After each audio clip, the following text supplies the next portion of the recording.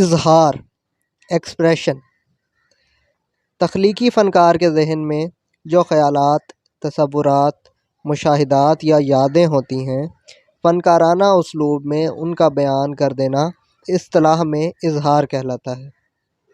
یہ تو ہوئی سیدھی سی بات، لیکن اظہار کا عمل اتنا واضح اور دو ٹوک نہیں ہوتا، بلکہ اس میں دو چار بہت سخت مقام آتے ہیں۔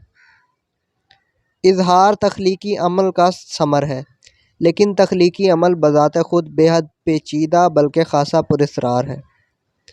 خیال کیسے موزوں ترین الفاظ کا پیکر اختیار کر کے دلکش شعر میں تبدیل ہو جاتا ہے، فلاسفروں اور نفسیات دانوں نے بطور خاص عقدہ کشائی کی، مگر سمجھ نہ پائے۔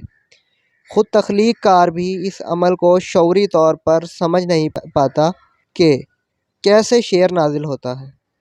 بہرحال اتنا طے ہے کہ کامیاب اظہار سے خود تخلیق کار بھی نفسی فوائد حاصل کرتا ہے۔ تخلیق کار محنت، شوق اور لگن سے اظہار کو کامیاب بنانے کی کوشش کرتا ہے۔ اس مقصد کے لیے اسلوب سے بطور خاص امداد لی جاتی ہے۔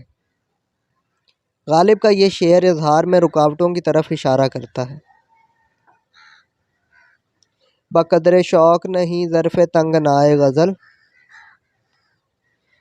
بقدر شوق نہیں ظرف تنگنائے غزل، کچھ اور چاہیے وسعت میرے بیاں کے لیے۔